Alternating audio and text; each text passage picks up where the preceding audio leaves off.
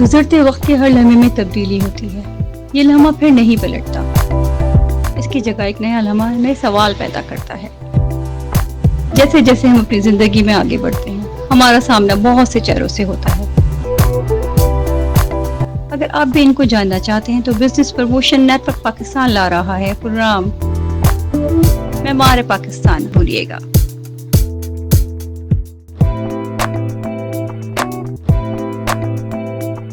السلام علیکم ناظرین، امید کرتے ہیں آپ سب لوگ خیریت سے ہوں گے۔ میں ہوں سمن خان، آپ کی میزبان، ہمیشہ کی طرح معمار پاکستان کی ایک نئی ایپیسوڈ کے ساتھ آپ کی خدمت میں پیش ہوں۔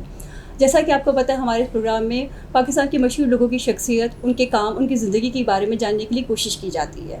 جو شخصیت آج میرے سامنے موجود ہیں وہ کسی تعارف کی محتاج نہیں ہیں۔ بغیر وقت ضائع کے میں ملواتی ہوں سید عثمان علی سے، جو کہ ٹاول مینوفیکچر ایسوسی ایشن کے موجودہ صدر ہیں۔ اس کے علاوہ نکاٹی کے سابق صدر بھی ہیں، اینڈ اس کے علاوہ سلور پرائیویٹ کمپنی لمیٹڈ کے سی او بھی ہیں۔ سر کیا حال ہے آپ کے؟ السلام علیکم۔ وعلیکم السلام سر، بہت شکریہ آپ کا تشریف لانے کا اور آج آپ نے وقت نکالا۔ سر آپ کا بہت شکریہ قیمتی وقت دینے کا۔ اچھا سر، ہمارے پروگرام کا فارمیٹ یہ ہے کہ ہم کوشش کریں گے آپ سے وہ چیزیں جانیں جو آج تک کوئی نہیں جانتا ہو۔ تو اسٹارٹ دیتی ہوں آپ سے۔ سر اپنے بچپن کے بارے میں بتائیے گا، آپ کا بچپن کیسے گزرا؟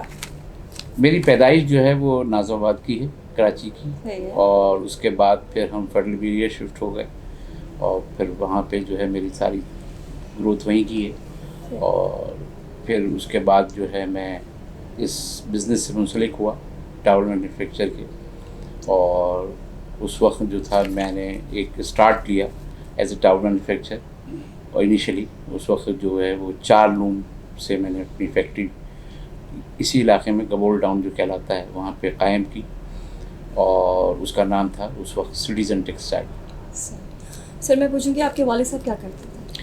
میرے والد صاحب کا نام سید رضا علی، ان کا انتقال ہو گیا آج سے 10 سال پہلے۔ وہ ٹویٹا ٹیوشو کمپنی کے اندر ایز اے جی ایم تھے۔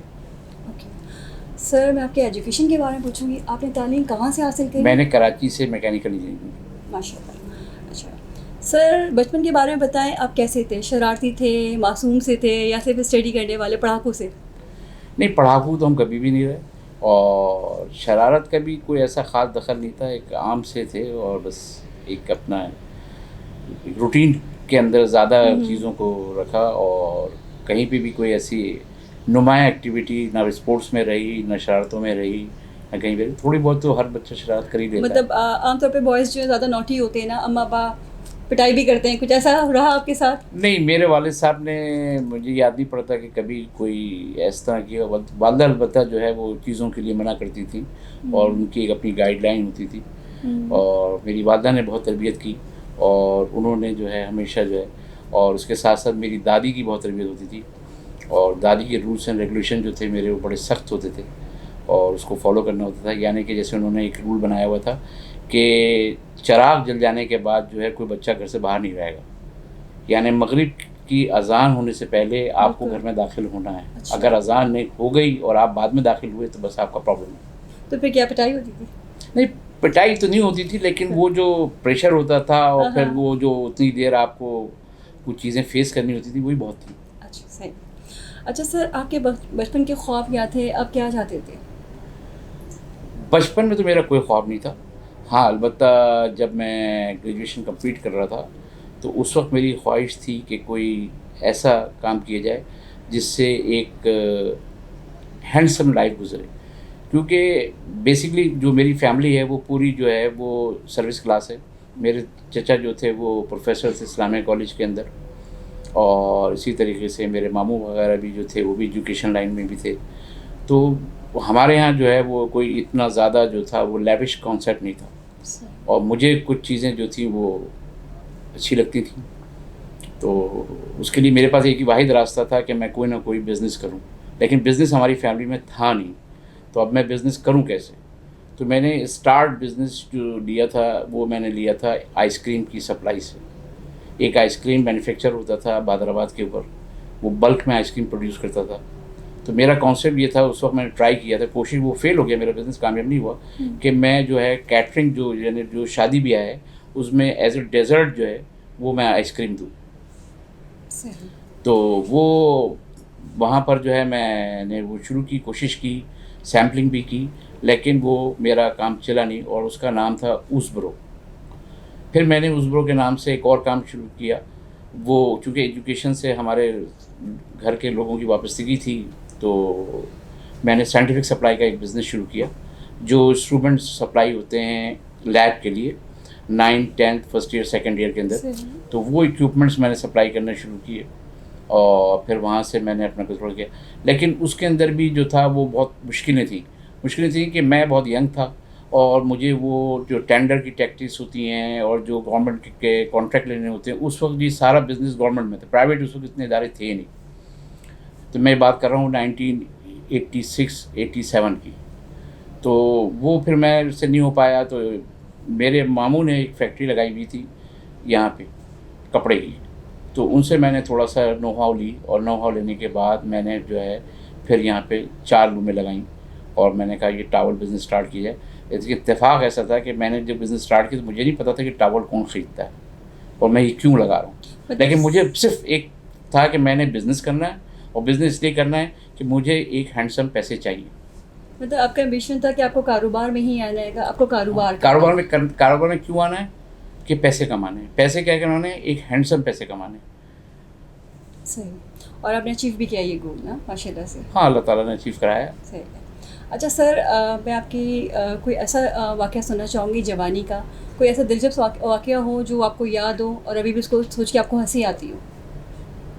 دیکھیے، اتفاق ایسا ہے کہ جس آپ جوانی کی بات کر رہے ہیں، اس جوانی میں جو تھا میں ذاتی طور پر اسٹرگل میں مصروف تھا، اور اس اسٹرگل کی وجہ سے جو حقیقت تھی وہ بہت قریب تھی، تو کوئی ایسا انجوائمنٹ ٹائم میری زندگی میں نہیں گزر سکا۔ میں پہلے دن سے جو ہے یعنی جب میں کالج جاتا تھا تو پارٹ ٹائم میں جو یہ بزنس کرتا تھا، تو میری دوستی، میرا سرکل، جو میری چیزیں تھیں وہ بڑی محدود تھیں، تو میرے پاس اس ٹائپ کا کوئی موقع بن نہیں پڑا۔ مطلب آپ نے بڑی اسٹرگل والی لائف گزاری ہے، بہت محنت کری ہے؟ نہیں، بہت محنت نہیں کی، میں اگر یہ کہوں میں نے بہت محنت کی، بہت اسٹرگل نہیں کی ہے، میں نے بس اپنے آپ کو فوکس رکھا، اور باقی جو ہے وہ اللہ تعالیٰ نے جو ہے وہ سب کامیابی عطا فرمائی، اور وہ چیزیں آگے بڑھتی رہی۔ میرے ٹارگٹ میں یہ سب چیزیں کہیں تھیں نہیں، نہ میری کسی سوچ میں یہ چیز تھی، میں اتنی دور سوچ بھی نہیں سکتا تھا۔ صحیح ہے۔ اچھا سر، آپ مجھے بتائیں، آپ کی جو شادی ہوئی ہے وہ ارینج میرج تھی؟ جی، arrange marriage.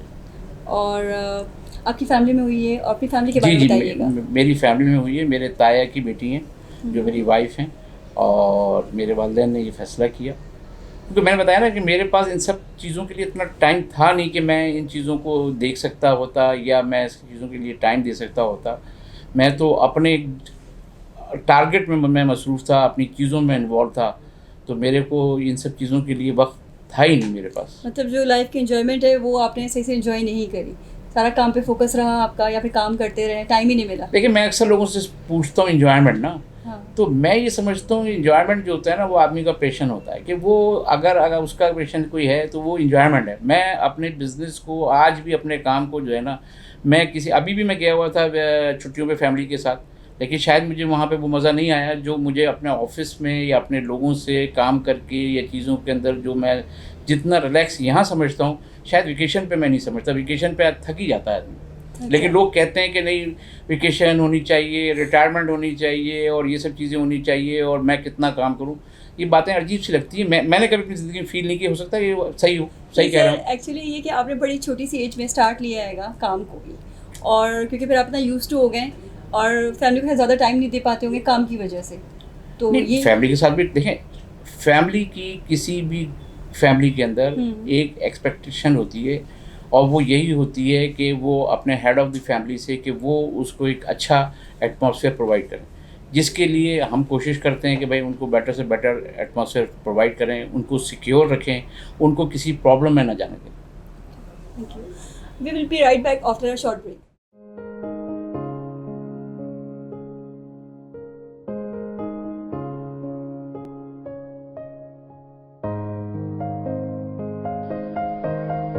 Welcome to Silver Textile Factory, a true vertical mill for terry products.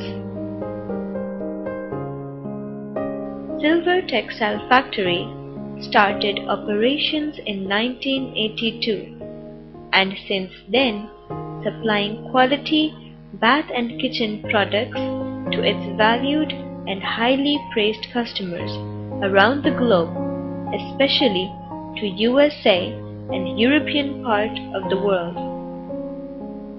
Silver Textile is proud to have well-renowned prestigious brands and store names on its profile. Welcome back. मेरे साथ मौजूद है सैयद उस्मान अली जो कि मौजूदा सदर हैं TMA के। अच्छा सर, मैं आपसे पूछना चाहूँगी आपके बच्चों के बारे में। कितने बच्चे माशाल्लाह से आपके? मेरे 2 बेटे, एक बड़ा बेटा है जिसने अभी हाईली जो है वो उसने ग्रेजुएशन किया है कनाडा से, माशाल्लाह ऑनर्स किया, और छोटा बेटा मेरा इस वक्त इंग्लैंड में जो है वो यूनिवर्सिटी के अंदर जो है वो अपनी तालीम हासिल कर रहा है। माशाल्लाह। अच्छा सर, आपका उनके साथ किस तरीके का बिहेवियर है? मतलब फ्रेंडली हैं, थोड़े से सख्त हैं, किस तरीके के? मैंने बताया ना, हम तो सस्ती वस्ती जानते ही नहीं, और ना ही कभी हमारी अपनी लाइफ के अंदर कोई ऐसी खौफ या वो, और वही एटमॉस्फेयर हमने अपने बच्चों के साथ रखा हुआ है, और मैं तो उनको अपना फ्रेंड ही समझता हूँ, पता नहीं वो क्या समझते हैं। अच्छा, मतलब रूल्स एंड रेगुलेशन आपने भी उनके लिए करे कि मगरिब के बाद घर आ जाना, ये सारी चीज़ें आपने भी करी उनके साथ? रूल्स एंड रेगुलेशन देखें जो है ना वो सख्ती से इम्प्लीमेंट नहीं होते। सही। वो बच्चे को समझा दिए जाते हैं कि ये तुम्हारी लिमिटेशंस हैं। देखिए अभी मेरा बेटा अभी 5 साल उसने जो है वो कनाडा में रहा, इंडिपेंडेंट रहा। मैं एक ही दफ़ा गया उससे मिलने के लिए, तो वो वहाँ पे क्या कर रहा था, कैसे रह रहा था, उसको तमाम तरह आज़ादी थी ना। तो और कभी भी मेरे दिल में 1% भी डाउट नहीं आया कि यार ऐसा तो नहीं है किसी गलत कामों में पड़ गया हो, जो कि आजकल फर्स्ट वर्ल्ड के अंदर कौन सा गलत काम है जो नहीं हो रहा। मैं आपको बताऊँ, मेरा बेटा सिगरेट भी नहीं पीता है। तो ये क्यों? वो मेरे फादर नहीं पीते थे, मैं 4 भाई हैं, हम कोई नहीं पीते, इसी तरीके से हमारी औलादें नहीं पीती। वो माहौल आपको देना होता है, आपको समझाना पड़ता है कि आपकी क्या वैल्यूज़ हैं। अगर बच्चा वैल्यूज़ समझ जाए कि मेरी इस हरकत की वजह से मेरी फैमिली को क्या परेशानी आएगी, क्या नुकसान होगा, तो फिर वो बच्चा वो हरकत नहीं करता है। अभी मेरा बेटा जो है अभी बिल्कुल यंग है, जो बच्चा गया है अभी, मैं हार्डली उसकी एज 20 साल है, वो इस वक्त UK में रह रहा है, अकेले रह रहा है, कोई उसमें मसला नहीं है, और मैं भी बहुत कॉन्फिडेंट हूँ, मुझे भी कोई डाउट नहीं है। अलबत्ता उसकी अम्मी रोज़ उससे बात कर लेती हैं, और वो भी अपनी वो डोमेस्टिक की बात करती हैं, बाकी उससे ये फिक्र नहीं होती कि इस वक्त ये रात को कहाँ है, कहाँ जा रहा है, क्या कर रहा है, ऐसी कोई बात नहीं सर। क्योंकि ये ट्रस्ट लेवल है आप लोगों का और ये होना चाहिए। नहीं, ट्रस्ट लेवल बनना चाहिए। हाँ। हम पूरी कौम का ट्रस्ट लेवल बनना चाहिए। एज ए नेशन जो है ना, हमें एक कॉन्फिडेंस होना चाहिए। और हमें जो सबसे बड़ी जो चीज़ जो मुझे जो यहाँ डिस्टर्ब करती है वो यही डिस्टर्ब करती है कि हम एज ए नेशन अपने आप को रिप्रेजेंट नहीं कर रहे हैं। मैं अपने घर का कचरा बाहर फेंकते हुए शर्माता नहीं हूँ। क्यों नहीं फेंकते हुए शर्माता हूँ? इसलिए कि मुझे पड़ोसी से कोई खौफ नहीं है, मुझे कोई फिक्र नहीं है कि ये पड़ोसी जो है मुझे कल क्या सोचेगा। चलो कहेगा नहीं, सोचेगा तो कुछ, लेकिन नहीं, एज ए नेशन हम ये चीज़ों को भूल गए। और आज तो इतना बड़ा मसला हो गया है कि मेन स्ट्रीट, पहले मेन स्ट्रीट पे कोई चीज़ नहीं फेंका करते थे, गलियों में फेंक दिया करते थे, कोनों में फेंक दिया करते थे। ये चीज़ें अगर कोई चीज़ हाथ में होती भी थी तो कहीं थोड़ा सा दूर जाकर डाला करते थे। अब आराम से मेन स्ट्रीट पे अपना कचरा हम फेंक कर और सीधा वहीं से ऑफिस चले जाते हैं, कोई परेशानी नहीं। घर से ऑफिस जाते वक्त कचरे का डिब्बा वो थैली उठाते हैं और मेन स्ट्रीट पे ला के फेंक कर आराम से जाते हैं, कोई परेशानी नहीं है। हर मोहल्ले में, हर जगह, स्पेशली डिस्ट्रिक्ट सेंटर में। अच्छा सर, बहुत से नौजवान आपको देख रहे हैं, जब आपने बिजनेस में कदम रखा तो आपको क्या रुकावट पेश आई? बिजनेस में रुकावट ये पैदा आई कि यहाँ पर कोई प्रॉपर जो है वो एजुकेशन या डायरेक्शन या इंस्टीट्यूशन नहीं है जो न्यू एंटरप्रेन्योर को जो है ना वो गाइडलाइन दे सके या कोई चीज़ें समझा सके। तो ये एक बहुत बड़ी शॉर्टेज है। तो यहाँ पर जो है वो इस तरह के छोटे कोर्सेज इदारे होने चाहिए जो न्यू एंटरप्रेन्योर, और ये इंडिया में काम हो रहा है। इंडिया के अंदर अभी जो दिल्ली का जो चीफ मिनिस्टर है उसने वहाँ पर ये पूरा प्रोग्राम रन किया है और उसने बाकायदा फाइनेंसिंग की उन बच्चों को, और उन बच्चों को कहा कि तुमने इसको अर्न करना है, कमाना है। हर एक आदमी के बच्चे ने अपना एक बिज़नेस इस्टेब्लिश किया और इस्टेब्लिश करके उसको पूरा उसने अपना असाइनमेंट बनाया। असाइनमेंट बनाने के बाद उसको क्लोज़ किया। तो वो बच्चे, अब आप अगर समझ लें 500 बच्चों को आपने एक छोटे स्मॉल बिजनेस में 6 महीने या 8 महीने या 1 साल लगवा दिया, تو کیا آپ سمجھتے ہیں کیا اس میں سے 50% بچے انٹرپرینور نہیں بن جائیں گے؟ تو بھائی یہ کون سا مشکل کام ہے سر؟ لیکن اب یہاں پہ جیسے کام نہیں ہو رہا، لیکن آپ جیسے لوگ، بہت سارے لوگ یہ کر سکتے ہیں، ایک مطلب اسٹیپ اٹھا سکتے ہیں یہ. نہیں دیکھیں ہم کیسے اٹھائیں گے؟ یہ تو گورنمنٹ لیول پر ڈیسیجن لینا ہے نا. گورنمنٹ نے یہ پالیسی بنانی ہے کہ بھائی ہم جو بھی بچے گریجویٹ ہو رہے ہیں، اسپیشلی جیسے یہ بیٹھی ہوئی ہیں، یہ ابھی این ای ڈی سے انہوں نے گریجویٹ کیا ہے، تو ان کے پاس 6 مہینے کا یہ موقع ان کو ملنا چاہیے تھا. وہ فائنینسنگ ان کی یونیورسٹی کو کرنی چاہیے تھی، وہ بزنس کے لیے کہ بھائی ان کا 4 بچوں کا گروپ ہوتا، ان کو 2 لاکھ روپے دیے جاتے کہ آپ کوئی بزنس اسٹارٹ کریں اور اس بزنس کو کریں، اور پھر اس کی تمام رپورٹ اسائنمنٹ بنا کر آپ نے سبمٹ کرنی ہے، جو آپ کا ایک پیپر ہونا چاہیے. یہ انڈیا میں ہوتا ہے کہ میں آج ہم لوگ کہتے ہیں انڈیا بہت آگے، انڈیا بہت آگے. بھائی وہ اسٹرگل کر رہے ہیں، ان کے پاس وہ لوگ جوائنٹلی کام کر رہے ہیں. میں گیا تھا انڈیا کوئی 90 میرے خیال سے 7 ہوگا یا 96 ہوگا، اور میرا دہلی میں ایک کزن تھا، اس سے میں تو میٹنگ میں گیا تھا، پھر میں اس سے ملاقات کی تو اس کے ساتھ میں بیٹھا ہوا تھا، تو اس نے مجھے بتایا کہ ہمارے یہاں ایچ آر کمپنیز ہوتی ہیں. میں کہا ایچ آر کمپنی کیا ہوتی ہے؟ بولا ہیومن ریسورس. میں نے کہا وہ کیا کرتے ہیں؟ تو مجھے نہیں معلوم تھا 96 میں کہ ہیومن ریسورس ایجنسی یا کمپنی کیا ہوتی ہے. بزنس ہے ایک بہت بڑا.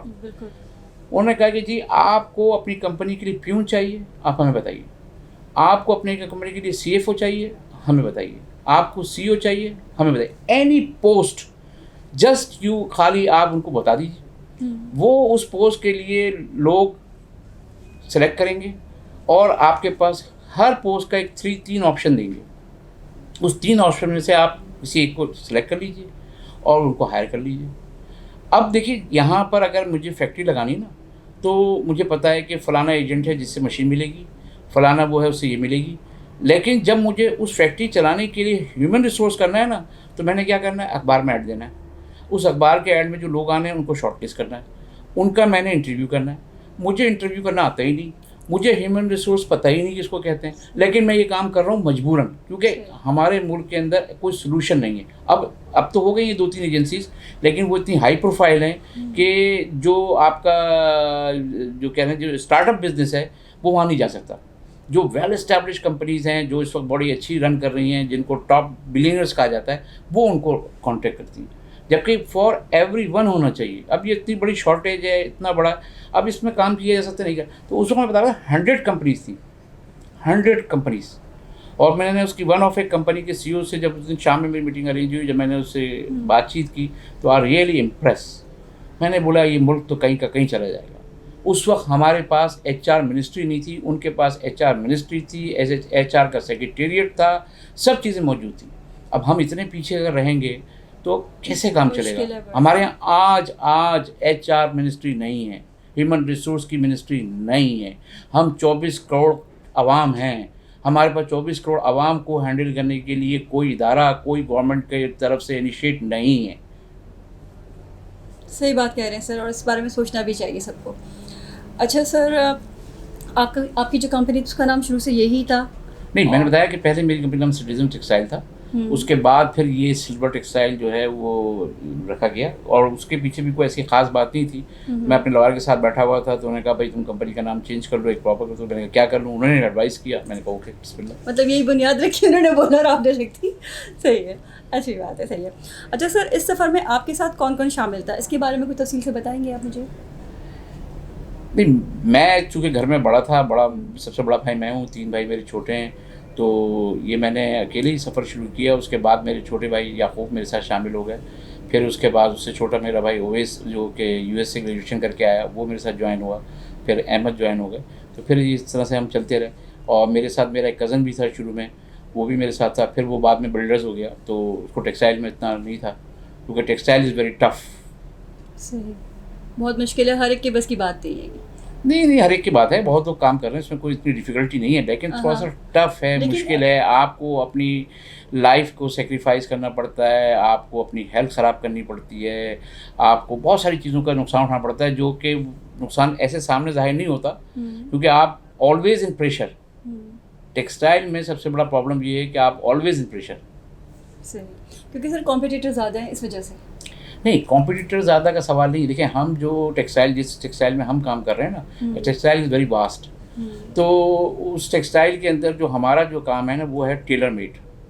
ٹیلر میڈ سے مراد یہ ہوتا ہے کہ جب ہمارا کسٹمر ہمیں آرڈر دیتا ہے تو ہم کام شروع کرتے ہیں. تو اس میں ہمارے پاس شپمنٹ ٹائم لیڈ ٹائم ہوتا ہے کہ ہمیں 60 ڈیز میں 45 ڈیز میں 75 ڈیز میں یہ گڈس یہاں سے پاکستان سے شپ کر دینی ہے. اب اس کے اندر وہ سارے فیکٹر جو اس ملک کے اندر ہو رہے ہوتے ہیں وہ ہمارے سامنے نہیں ہوتے. سب سے بڑا power break down, gas supply کی ڈسٹربنس, پانی کا نہ آنا, ہنگامے ہو جانا, اسٹرائک ہو جانا, چھٹیاں ہو جانا. تو یہ چیزیں جو ہیں وہ آپ کی اس کو جو شپمنٹ ٹائم ہے وہ اس کو بہت ڈسٹرب کرتی ہے. اب جب شپمنٹ آپ کی 60 ڈیز میں ہونی ہے وہ نہیں ہو پاتی تو کسٹمر کا پریشر یہ ہوتا ہے کہ اس کو بائر کرو. بائر کا مطلب یہ کہ میری جو انوائس پرائز ہے وہ پوری کی پوری میں بائر کے فریٹ میں بھر دوں. تو وہ ایک ایسا پریشر ہوتا ہے کہ آپ 1 منٹ کے اندر جو ہے نا وہ اپنے پوری بینکرپسی کر سکتے ہیں اگر آپ چیزوں کو مینیج نہیں کر پائے. تو یہاں پر جو ہے نا کہ ایک اتنا پریشر ہوتا ہے کہ آپ کسی وقت بھی ایک بہت بڑے لاس سے گزر سکتے ہیں. سر بزنس میں یہ کا پارٹ ہے, بزنس کا اپ اینڈ ڈاؤن تو ہوتے رہتے ہیں اور ہر چیز کو ہمیں فیس کرنی ہے. نہیں, اتفاق ایسا ہے ہمارے جو ٹیکسٹائل بزنس دنیا میں جو ٹیکسٹائل بزنس ہوتا ہے نا وہ ایسے نہیں ہوتا. کوئی بھی بزنس ایسا نہیں ہوتا. اب یہ فون رکھا ہوا نا, یہ فون میری ریکوائرمنٹ پہ نہیں بنا ہے. یہ فون کمپنی نے ڈیزائن کیا, سوچا, انہوں نے اس کا ماڈل سیٹ کیا اور پھر اس کی کوانٹٹی سیٹ کی. یہ کیمرہ رکھا ہوا نا, یہ کیمرہ جو ہے انہوں نے ڈیزائن کیا, یہ میرے ڈیزائن پہ نہیں ہے. میرے پاس 2 یا 3 آپشن ہیں, ان میں سے مجھے ایک چیز پرچیز کرنی ہے. اور جو ہم ٹیکسٹائل جو کام کر رہے ہیں اس وقت جو ہمارا بزنس ہے اس میں ہم ایک سنگل پیس اپنے اس کے اوپر نہیں بناتے ہیں. ابھی میں نے ریسنٹلی 2 سال پہلے کام شروع کیا امیزون میں, اور امیزون بھی از ویری ٹف مارکیٹ. لیکن مجھے امیزون کیوں پسند ہے, وہاں میں پروڈکٹ ڈیزائن کرتا ہوں, میں فیصلہ کرتا ہوں. آج صبح آتے وقت ہم ایک ایڈلٹ ویب بنا رہے ہیں اور وہ جو ہم وہاں پہ امیزون پہ بیچنے جا رہے ہیں. تو میں نے ابھی اپنے بیٹے سے بات کر رہا تھا, میں نے کہا یار اس کی جو پائپنگ ہے وہ فیبرک کے بجائے نیٹ فیبرک میں ہونی چاہیے. وہ کوئی پوچھنے کا کیوں, میں نے کہا دیکھو جو فیبرک ہوتا ہے, جو کپڑا ہوتا ہے, جو عام جس کو ہم کہتے ہیں, وہ کپڑا جو ہوتا ہے تھوڑا سا ہارش ہوتا ہے. اور ایڈلٹ ویب جو ہے نا یوز کریں گے ضعیف لوگ, تو ضعیف لوگ کی جو اسکن ہوتی ہے نا وہ بہت کمزور ہوتی جاتی ہے, ان کو بہت جلدی جو ہے وہ ریشز آ جاتے ہیں. تو جو نیٹ فیبرک ہے وہ سافٹ ہے. تو اس نے ایگری کیا. اب یہ ہم آج فیکٹری میں داخل ہو رہے تھے اور بات چیت کر رہے تھے اور فیصلہ کر لیا ہم نے. تو یہ فیصلہ میں کیوں کر سکتا ہوں کہ از مائی بیبی, وہ پروڈکٹ میرا ہے, مجھے کسی اپنے بائر سے پرمیشن نہیں لینی ہے, اس کو ڈیولپ میں کر رہا ہوں. تو میں نے وہاں ڈیسیجن لیا کہ میں نے اپنے اسٹور پہ جا کے بیچنا ہے, مجھے کسی سے نہیں پوچھنا ہے وہ بکے یا نہ بکے. لیکن جو ہمارا ریسٹ آف بزنس ہے اس کی پوزیشن نہیں ہے. اس کے اندر ہمارا پرابلم یہ ہوتا ہے, کسٹمر نے کہا ہے کہ صاحب اس میں ریٹ کون سا ریٹ, جو ریٹ اس نے سجیسٹ کیا ہمیں وہی کام کرنا ہے. ہم اس کو گائیڈ نہیں کر سکتے, اس کو بتا نہیں سکتے. اچھا اتفاق ایسا ہے کہ ہمارا کسٹمر جو ہے وہ ٹیکسٹائل ایکسپرٹ نہیں ہے, وہ مارکیٹ ایکسپرٹ ہے. وہ کیا دیکھتا ہے میرا کمپیٹیٹر کیا بیچ رہا ہے, کیا کر رہا ہے, بولتا ہے اس کو کاپی کر دو. سر اچھا سر آپ نے کب اور کیسے نکاٹی جوائن کیا, اور اس کا اتار چڑھاؤ بھی آپ نے دیکھا ہوگا, تو کیا کیا چیزیں سامنے آئیں؟ یہ ایک بڑا دلچسپ واقعہ ہے. ایک اتفاق تھا کہ میں اپنی فیکٹری میں بیٹھا ہوا تھا, میرے ساتھ میرا ایک کسٹمر بھی بیٹھا ہوا تھا اور میرا چھوٹا بھائی احمد تھا. اچانک 4 لوگ داخل ہوئے اور انہوں نے پسٹل میرے پر رکھ دیا اور سب کو ہم کو اس نے روک لیا. اور اس نے اس کے بعد کہا کہ نیچے جو گاڑی کھڑی وہ کس کی ہے. میں نے کہا میری ہے. کہنے اٹھو. میرے کو اس نے اٹھایا اور مجھے لے کر وہ نیچے آیا, اور نیچے آنے کے بعد اس نے مجھے کہا کہ گاڑی دیو, گاڑی کی چابی لی اور اس نے مجھے کڈنیپ کر لیا. تو میں تقریباً کوئی مجھے 4 گھنٹے لگے ریکور ہونے میں. وہ اتفاقی ابھی ایک الگ اسٹوری, بھی ٹائم بہت لگ جائے گا. تو وہ میں وہاں سے ریکور ہوا. جب میں ریکور ہوا, جب میں فیکٹری پہنچا تو ایک صاحب تھے میری فیکٹری پہ بیٹھے ہوئے, ان کا نام کیپٹن موئز تھا. وہ کیپٹن موئز صاحب جو تھے وہ اس وقت نکاٹی کے پریزیڈنٹ تھے. تو انہوں نے مجھے اپنا انٹروڈکشن بتایا اور انہوں نے تھوڑی دیر کے اندر پوری کراچی کی ایڈمنسٹریشن کو ہلا دیا. اور اس وقت وہاں پر جو تھا میرے خیال سے ایس پی بھی بیٹھا ہوا تھا, ڈی ایس پی بھی بیٹھا ہوا تھا, پولیس کی موبائلیں بھی تھیں. میری فیکٹری کے اوپر ایک ہنگامہ ہوا تھا. اور نیکسٹ ڈے نیوز پیپرز کوئی ایسا نہیں تھا جس میں ہیڈنگ نہ لگی ہو کہ صنعت کار اغوا ہو گیا. تو یہ اس چیز سے میں بڑا امپریس ہوا. میں نے کہا یار دیکھو اس شخص کو میں جانتا بھی نہیں, یہ میرے پاس آیا اور اس وقت اس نے اس موقع کے اوپر اس نے میرے ساتھ اتنی ہیلپ کی.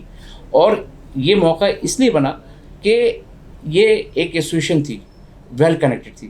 تو اس سے پہلے میں ایسوسیشن کا ممبر تھا نہیں, نہ میں کبھی ایسوسیشن جاتا تھا. تو پھر وہاں سے میں نے جو ہے ان کے ساتھ جوائننگ کی اور پھر میں نے ان کے ساتھ یہ سفر سیکھا اور ان سے میں نے بہت ساری باتیں کنسیو کی کہ انسان جو ہے وہ اپنے لیے تو زندہ رہتا ہے لیکن بعض اوقات دوسروں کے لیے بھی زندہ رہنا چاہیے. بالکل. سر آپ نے نکاٹی کو بنتے ہوئے دیکھا, آپ کا ایکسپیرینس کیسا رہا؟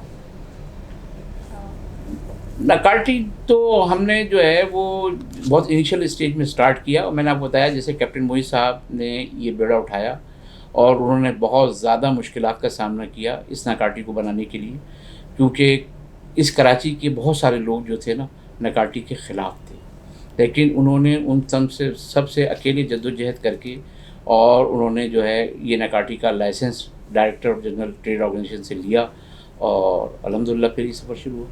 We will be right back after a short break.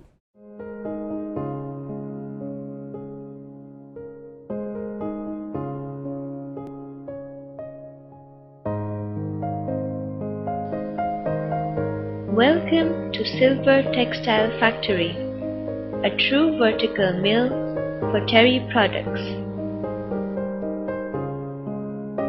Silver Textile Factory started operations in 1982 and since then supplying quality bath and kitchen products to its valued and highly praised customers around the globe, especially to USA and European part of the world. Silver Textile is proud to have well-renowned prestigious brands and store names on its profile. Welcome back ناظرین. سوالات کا سلسلہ جاری ہے اور میرے ساتھ موجود ہیں سید عثمان علی جو کہ پریزیڈنٹ ہیں TMA کے. سر میں آپ سے پوچھنا چاہوں گی آپ نکاٹی کے صدر کب بنے اور اس پورے ٹینیور میں کیا کیا کیا آپ نے؟ میں میرے خیال سے 98 میں جو تھا میں پریزیڈنٹ تھا. پہلے تو پریزیڈنٹ جو تھے وہ ہمارے کیپٹن موئی صاحب جسے میں نے بتایا وہ تھے, ان کے پاس زاہد مقبول اور زاہد مقبول کے بعد میں تھا. اور اس دوران ایک سب سے بڑا ہمارا ایسوسیشن کا پرابلم تھا, وہ پرابلم یہ تھا کہ ہم فائنینشلی بہت ویک تھے اور ہمارے پاس پراپر آفس نہیں تھا اور بہت ساری ہماری جو تھی اس طرح کی شارٹ کمنگ تھی کسی ایسوسیشن کو چلانے کے لیے. تو میرا ایک آبجیکٹو تھا کہ کسی صورت سے جو ہے وہ جو کشکول ہے وہ توڑا جائے, اور کشکول یہ تھا کہ ہمیں جو ہے اپنے ڈے ٹو ڈے افیئرس چلانے کے لیے جو ہے وہ لوگوں سے جو ہے وہ ریکویسٹ کرنی پڑتی تھی کچھ کنٹریبیوٹ کریں تاکہ سیلری اور اس طرح کی چیزیں پے آف ہو جائیں, الیکٹرک بل وغیرہ. تو یہی مشن ہم لے کے ہم نے شروع کیا اور سب سے پہلے ہم نے نکاٹی کی بلڈنگ جو ہے وہ ایک پراپر, پہلے بن گئے تھے 2 کمرے تھے لیکن پھر ایک پراپر ہم نے آفس بنایا, پریزیڈنٹ روم بنایا, ریسیپشن بنایا, پھر ہم نے کانفرنس روم بنایا, پھر اس کانفرنس روم کے لیے تمام فرنیچر پریزیڈنٹ روم کے, تو یہ سب چیزیں ہم نے کی. یہ میرا ٹارگیٹ تھا اور اس کے ساتھ ساتھ یہ تھا کہ اب یہ پیسے کیسے آئیں گے. وہ میرے خیال سے اس وقت اچھی خاصی کاسٹ تھی, کوئی شاید 18 لاکھ یا 24 لاکھ روپے کی.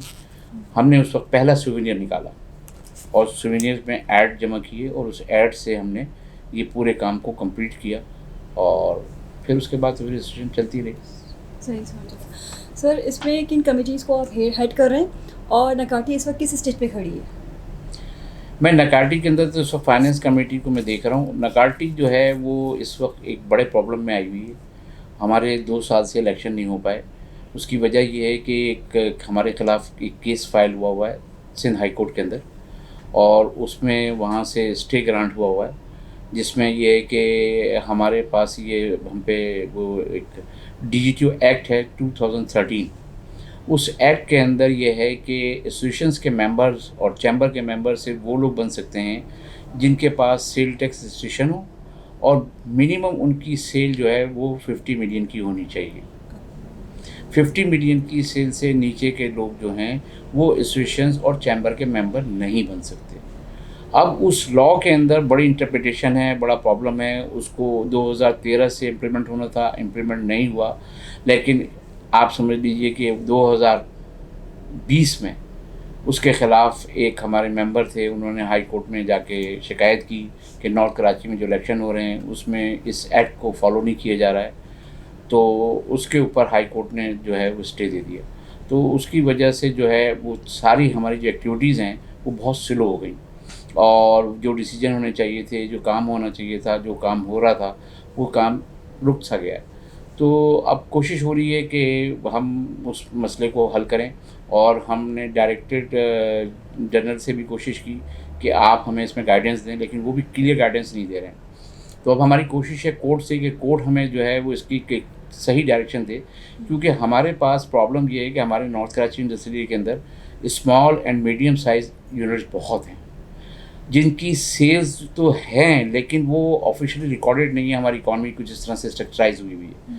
تو اگر ہم اس چیز کو اڈاپٹ کرنے کے لیے ہم کو کہا جائے گا تو ہمارے ممبرس جو ہیں وہ بہت سارے ہمارے ممبر نہیں رہ سکیں گے۔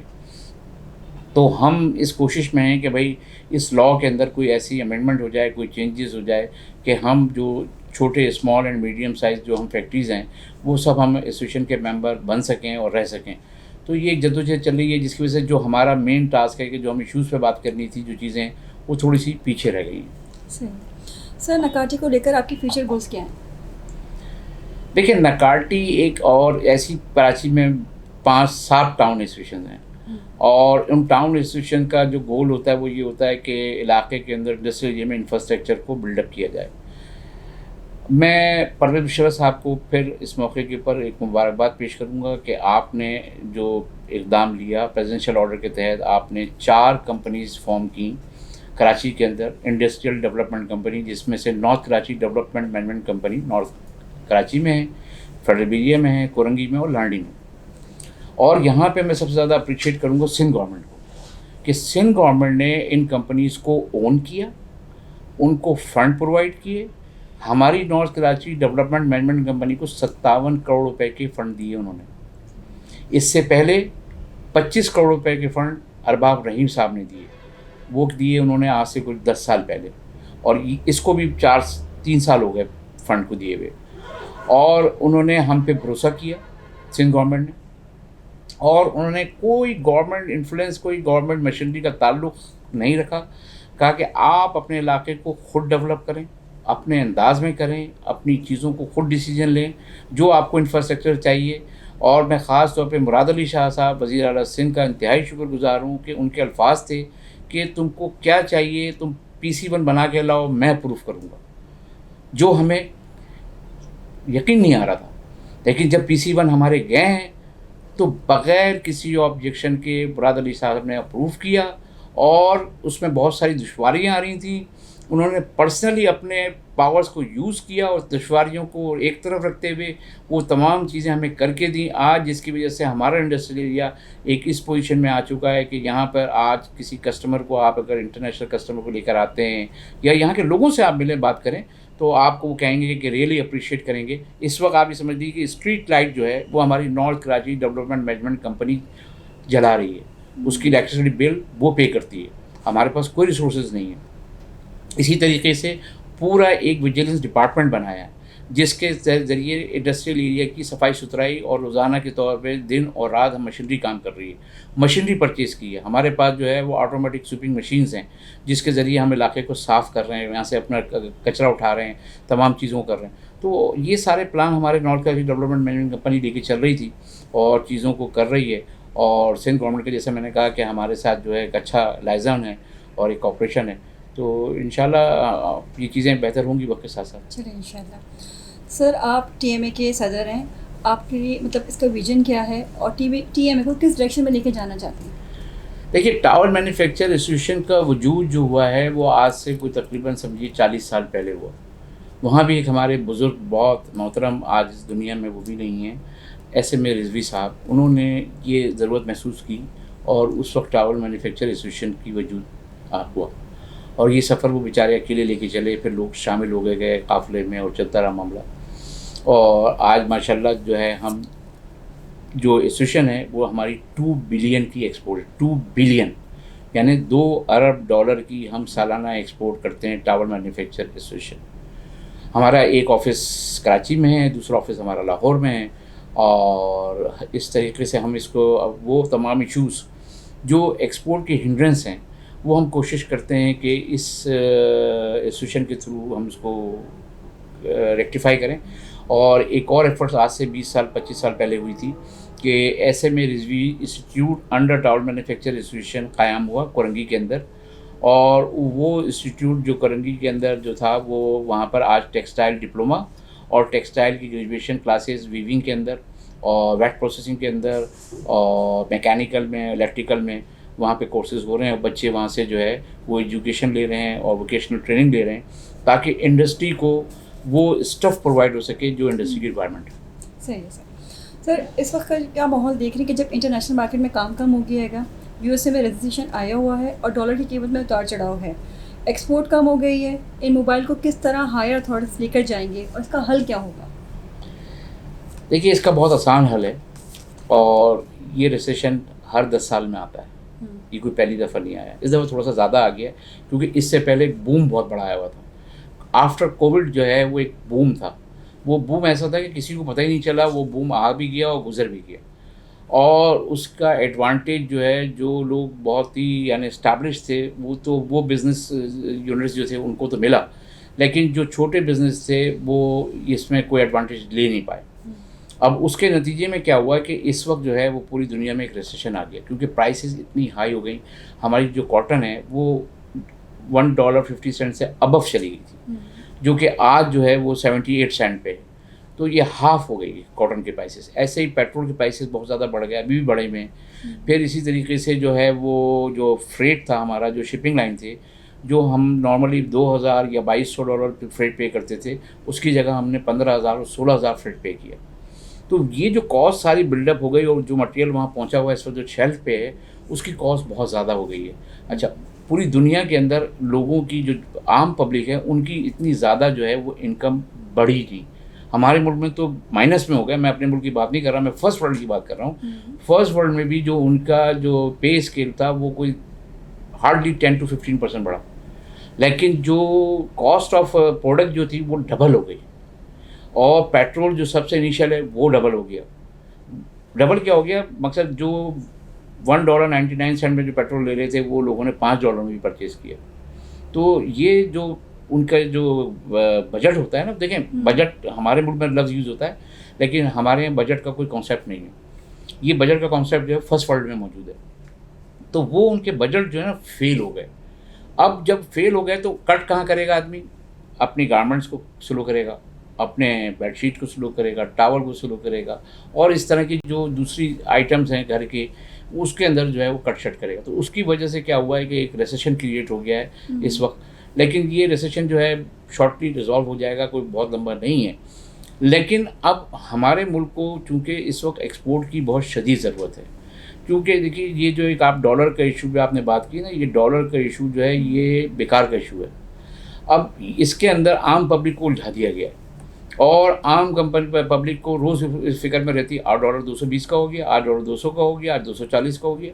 بھائی 220، 240، 250، $300 کا ڈالر ہو جائے، عام پبلک کو کیا تعلق ہے؟ پاکستان ایک گروئنگ کنٹری ہے، یہاں کے اوپر ویٹ ہوتا ہے، یہاں پہ رائس ہوتا ہے، یہاں پہ دیگر اور تمام طرح کے فروٹس ہوتے ہیں، یہاں پہ جو ہے وہ آپ کو ملک پروڈیوسر ہیں آپ، تو آپ کو ڈالر سے کیا تعلق ہے؟ ٹھیک ہے آپ کی امپورٹ ضرور ہیں، آپ کو امپورٹ بیلنس کرنے کے لیے ڈالر کو آپ کو کنٹرول رکھنا ہوتا ہے، تو اس کو آپ مینیج کریں۔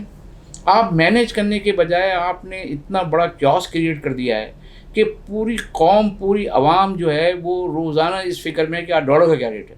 بھائی اس کا ڈالر سے کیا، امپورٹر اور ایکسپورٹر کا کام ہے ڈالر کا، آپ اس کو اوپن اکانومی میں لے کے جائیں۔ اب ہوا کیا ہے، آپ نے یہ ڈالر دے دیا بینک کے کنٹرول میں اور اسٹیٹ بینک کے کنٹرول میں۔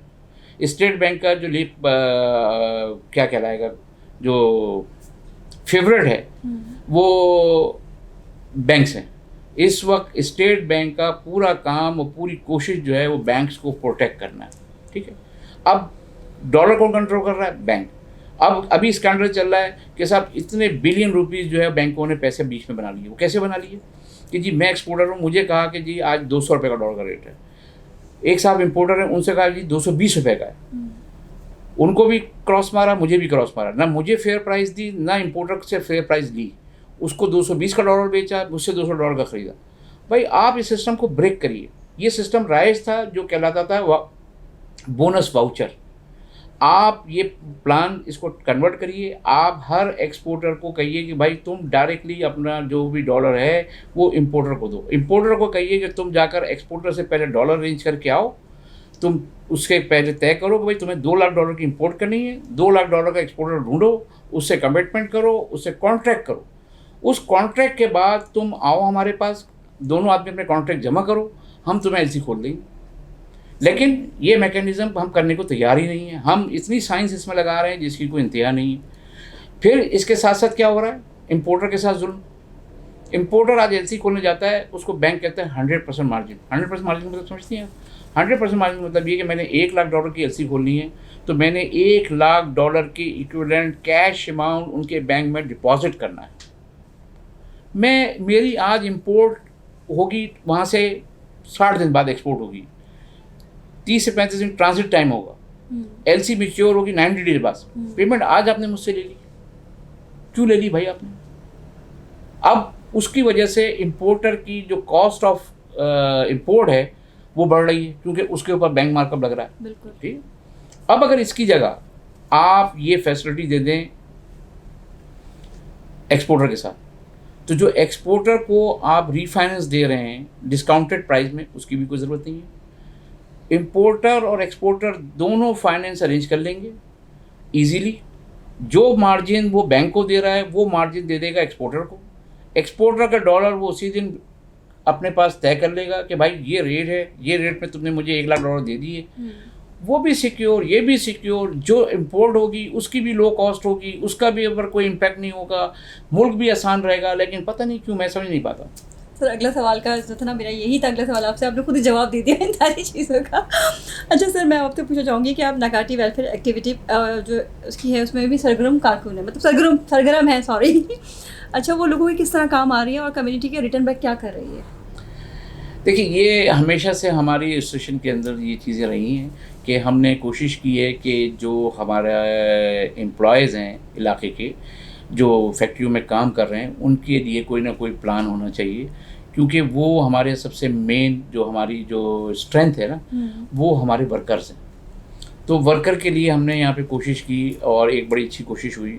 और हमारे कुछ साथी हैं बड़े अहम, जिसमें मैं अख्तर इस्माइल साहब, नसीम भाई और इसी तरीके से हमारे अरशद साहब का नाम लूँगा, कि ये हमेशा जो है इस कोशिश में रहते हैं और बड़ा दिलचस्पी से जो है साथ देते हैं। तो हमने कोविड के दौरान जो है वो एक कैंटीन कायम की और उस कैंटीन के ज़रिए हमने कोशिश की कि एक खाना जो है वो वर्कर्स को फराहम हो। उस वक्त बड़ा मुश्किल हो गया था, रेस्टोरेंट बंद हो गए थे, सब कुछ हो गया था। तो हमने वहाँ पर एक बहुत ही डिस्काउंटेड प्राइस में हमारे जहन में था कि खाना फ्री नहीं होना चाहिए, हम फ्री के ख़िलाफ़ हैं। क्योंकि जो आदमी खाना फ्री का मतलब ये होता है कि लोग समझते हैं कोई खैरात है या जो है।